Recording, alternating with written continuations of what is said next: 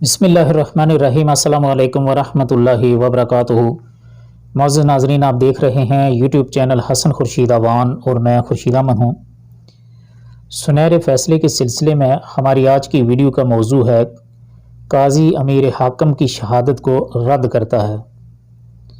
سعید بن عبد الرحمن الداخل نے قاضی ابن بشیر کی خدمت میں ایک مقدمہ اپنی طرف سے ایک آدمی کو نائب بنا کر بھیجا۔ دراصل سعید بن عبد الرحمن کے قبضے میں ایک تحریر تھی جس میں چند صاحب اثر لوگوں کے دستخط تھے۔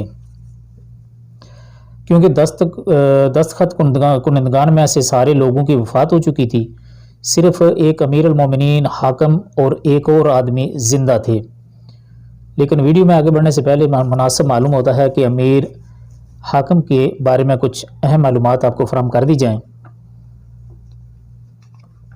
امیر حاکم اول بن حشام سن 180 ہجری سے 206 ہجری تک، اس کا زمانہ خلافت تھا 180 ہجری تھا 206 ہجری، امیان اندلس کا تیسرا حکمران تھا۔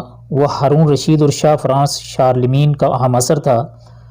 حاکم ایک عادل، علم و ادب کا دلدادہ اور بیدار مغز حکمران تھا۔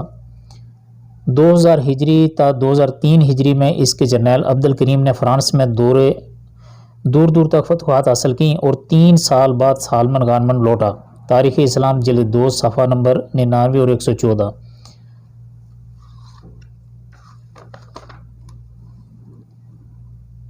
یہ دوسرا آدمی سعید بن عبد الرحمن کے حق میں لکھی گئی تحریر کو گواہی تو دیتا تھا، مگر کچھ دنوں بعد اس کی بھی موت واقع ہو گئی۔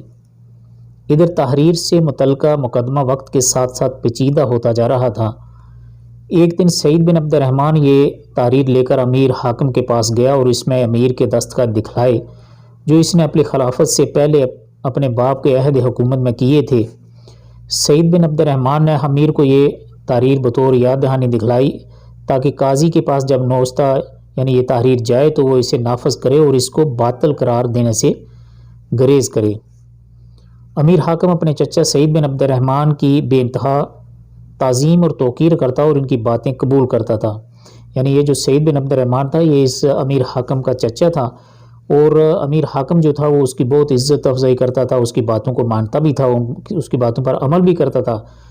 مگر یہ وہ سنہرا دور تھا جب لوگوں کو اللہ کا خوف ہوتا تھا، حکمران اللہ سے ڈرتے تھے اور کسی کی بھی پرواہ نہیں کرتے تھے، اور صرف اللہ کے احکامات اور حق بات کرتے تھے اور اللہ کے احکامات پر عمل کرتے تھے۔ اللہ کے خوف سے اگر کوئی قاضی لوگ بھی ایسے ہوتے تھے جو صرف حق پر فیصلے سنایا کرتے تھے۔ آج کل کی طرح نہیں تھا کہ جو بھی بااثر ہے اسی کا قانون ہے، اور غریبوں اور مسکینوں کے لیے کوئی کسی قسم کا قانون نہیں ہے، بلکہ ان کو بھیڑ بکریوں کی طرح رکھا جاتا ہے۔ تو امیر حاکم اپنے چچا سعید بن عبد الرحمن کی بے انتہا تعظیم اور توقیر کرتا اور ان کی باتیں قبول کرتا تھا، مطلب اس کی باتیں جو بھی وہ کہتے ان پہ عمل کرتا، مانتا تھا۔ اس نے جب وہ نوشتہ وہ تحریر دیکھی تو کہنے لگا، چچا جان، ہم اب شہادت دینے کے قابل نہیں رہے، ہم دنیوی چاہت میں جس طرح سے ٹوٹ پڑے ہیں اس سے آپ بخوبی واقف ہیں۔ ہمیں خدشہ ہے کہ اگر قاضی کے سامنے ذلت اور رسوائی کا موقف اختیار کرنا پڑا تو ہمیں اپنی سلطنت کا سودا کرنا پڑ سکتا ہے۔ اس لیے میرا مشورہ ہے کہ برائے کرم آپ قاضی کا فیصلہ قبول کرنے میں ہچکچاہٹ محسوس نہ کریں۔ مطلب یہ کہ اگر جو بھی قاضی فیصلہ دے آپ اس پر عمل کریں، اگر آپ کے حق میں ہو یا آپ کے خلاف ہو، لیکن آپ اس فیصلے کو قبول کریں۔ بلکہ یہ نہیں کہ جس طرح کے آج کل کے حکمران ہیں، اگر ان کے خلاف کوئی فیصلہ کسی قسم کا آ جائے تو عوام کو وہ بیوقوف بنا کر اسی عوام کو لوٹتے ہیں، پھر انہی کو لے کر سڑکوں پر آ جاتے ہیں اور الٹا عدالتوں پر بھی حملے کر دیتے ہیں۔ اور قاضی صاحبان بھی ایسے ہی ہیں جو ہر حکومت کے ہاتھوں بکتے ہیں، وہ پیسے کے سامنے بکتے ہیں اور پیسے لے کر ہی فیصلے سناتے ہیں، اللہ کے خوف سے اور حق پر فیصلے نہیں سناتے۔ اور اس مقدمہ میں حق جس مقام پر آپ کو لا کھڑا کرے بلا چون اچرا اسے تسلیم کر لیں۔ ہاں، البتہ اس فیصلے سے آپ کو جو کچھ بھی کمی محسوس ہوگی اسے ہم بخوشی پورا کرنے کو تیار ہیں۔ کہ اگر یہ فیصلہ اگر آپ کے خلاف جاتا ہے، جو بھی مقدمہ ہے زمین کا ہے یا جس بھی چیز کا ہے، اگر آپ کے خلاف فیصلہ جاتا ہے جو آپ کو نقصان ہوگا وہ میں دے دوں گا، لیکن یہ ہے کہ اگر آپ کے خلاف فیصلہ جائے تو آپ اس کو مانیں۔ سعید بن عبد الرحمن نے امیر حاکم کی تجویز قبول کرنے سے انکار کر دیا اور کہنے لگا، سبحان اللہ، بھلا قاضی کی کیا مجال کہ وہ آپ کی شہادت میں کچھ کہنے کی جرت کر سکے۔ آپ ہی نے تو اسے منصب قضا تک پہنچایا اور یہ منصب اس پر آپ کا ایک عظیم احسان ہے۔ آپ جو کچھ میرے نوشتہ کے بارے میں میری تحریر کے بارے میں جانتے ہیں، اس کیس کے بارے میں، اس سلسلے میں قاضی کے سامنے ضرور گواہی دیں اور آپ حقیقت ہرگز نہ چھپائیں، کیونکہ سچی شہادت دینا اور اسے نہ چھپانا اللہ تعالیٰ نے واجب قرار دیا ہے، اللہ تعالیٰ نے اس کا عہد و پیمان بھی لیا ہے۔ امیر نے جواباً عرض کیا، چچا جان آپ جو کچھ فرما رہے ہیں یہ آپ کا حق ہے، مگر آپ اس قضیے میں ہمیں مداخلت پر مجبور نہ کریں۔ اگر آپ ہمیں اس قضیے سے سبکدوش ہی کر دیں تو یہ ہمیں زیادہ محبوب ہے، اور اگر آپ ہمیں مجبور کرتے ہیں تو ہم آپ کا حکم بجا لائیں گے، آپ کی نافرمانی کی ہم میں طاقت نہیں ہے۔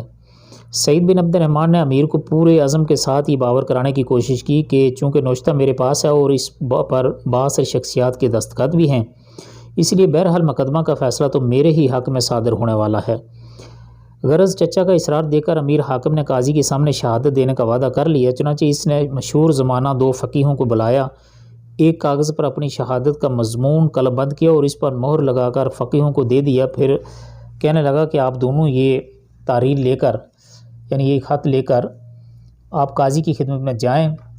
دونوں فقیہ حکم کی تعمیل میں قاضی کی خدمت میں اس وقت پہنچے جب وہ عدالت کی کرسی پر گواہوں کے بیانات سننے کے لیے جلوہ افروز ہوا۔ جب انہوں نے خلیفہ کا خط قاضی کے ہاتھ میں دیا تو اس نے